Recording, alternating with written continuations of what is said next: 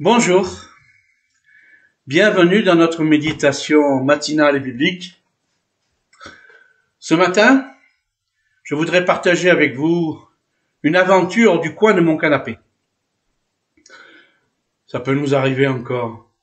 La découverte d'un mot. Oui, quel que soit son âge, grâce à nos lectures, nous pouvons découvrir un mot et en faire notre profit. Alors c'est un mot un peu particulier dont je vais vous parler, parce que vous ne le trouverez pas dans la Bible. Vous ne le trouverez pas dans la Bible parce qu'il est récent, il a un siècle ou deux, il est importé d'Angleterre, et il s'adresse à des spécificités de psychologie, de relations personnelles, mais aussi de management. C'est un mot étrange que je vous soumets. C'est assertivité.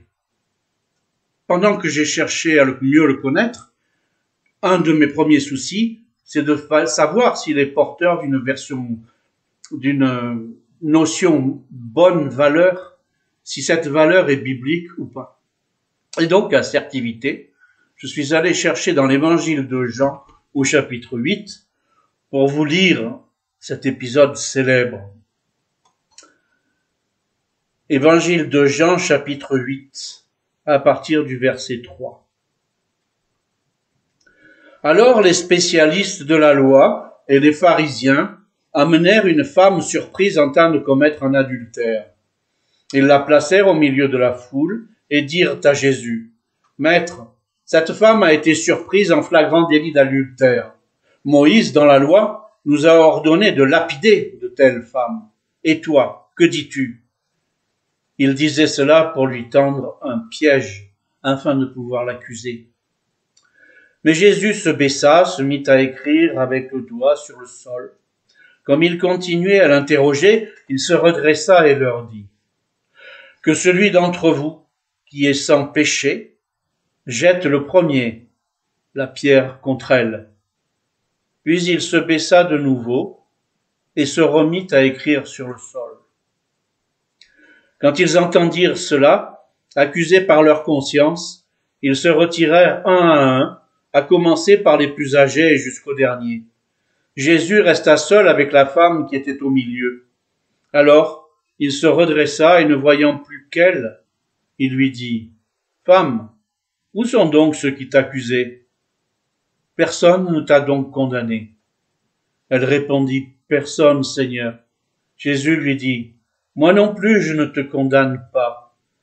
Va, et désormais ne pêche plus. »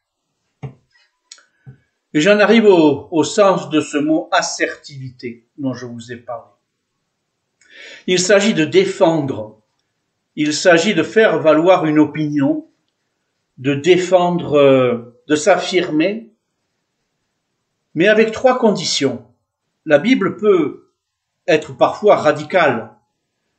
Dans l'évangile de Matthieu, au chapitre 5, au verset 37, la radicalité s'exprime par que ton oui soit oui, que ton non soit non.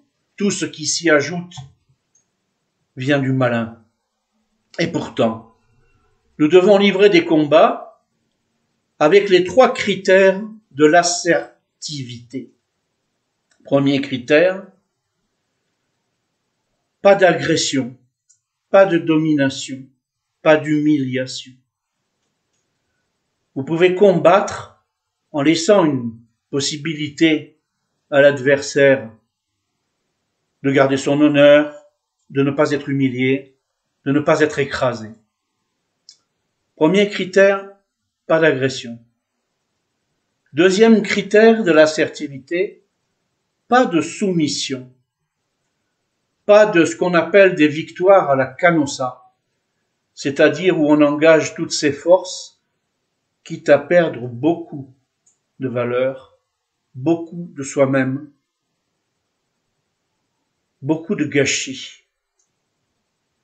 Et enfin, pas de manipulation, pas de ruse, pas de tromperie. Et ainsi, voilà, je suis possesseur d'un nouveau mot. Je suis content de penser que Dieu est assertif. Et donc, à partir d'aujourd'hui, outre je le lui chantais des magnificats, je lui chanterai des assertificats. Je vous souhaite une bonne journée. Soyez bénis.